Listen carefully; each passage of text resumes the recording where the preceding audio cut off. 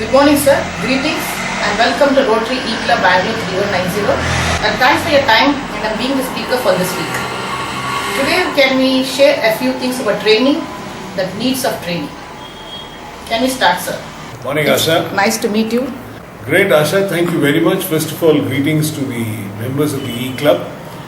I know some of you extremely well, Ashish, Srimatesh, yourself, great friends of mine, KP, Pradeep. And therefore, it's nice to be here to talk to you people.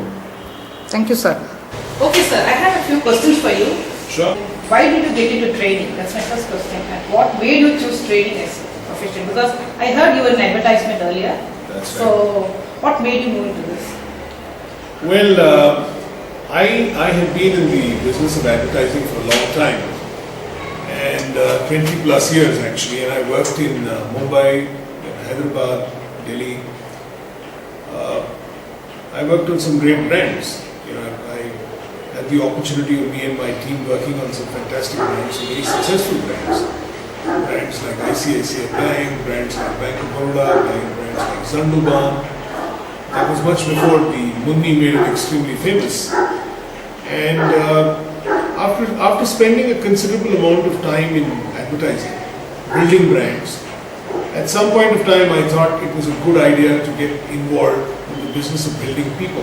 And my second question is training a must? What age should we start training? Do you think that there's some age limit for that? Well, training is a must. I mean, sometimes I'm asked this question saying, is training something that you need to do and how often do you need to do?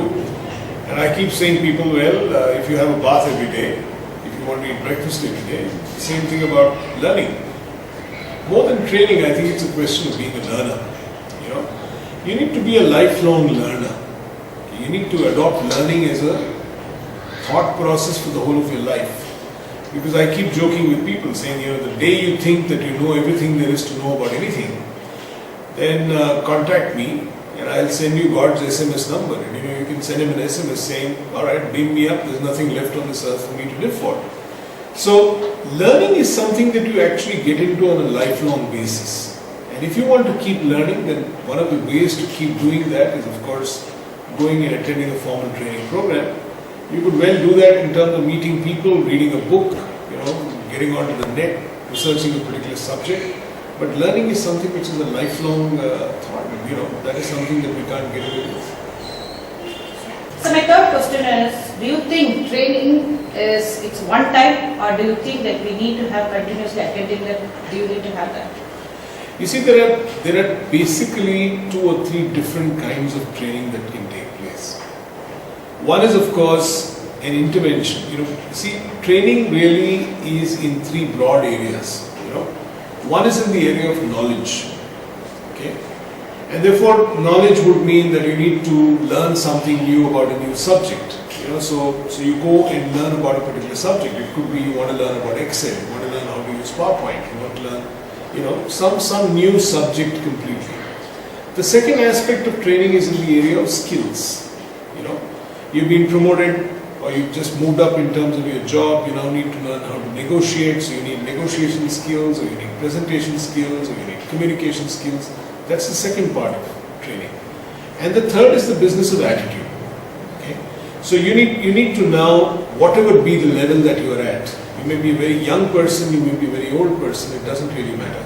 But you need to keep constantly updating the attitudes that you have for succeeding in life. So you really have all these 3 different kind of buckets. You have the knowledge bucket, the skill bucket, and the attitude bucket. Now what happens when you get into the knowledge bucket is that you need to keep upgrading your knowledge all the time. Okay, skills is something that you need to keep upgrading all the time.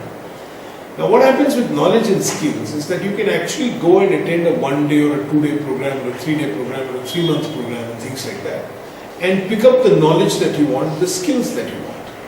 Now when it comes to attitude training, which is where I focus my energies on, attitude training, behavior training, attitude and the resultant behavior, this is something that you can't learn or you can't imbibe when you go and do a 1-day program, 1.5-day to 2-day program. So you definitely need to have a constant interaction that will take place, because it's very difficult to change people's attitude.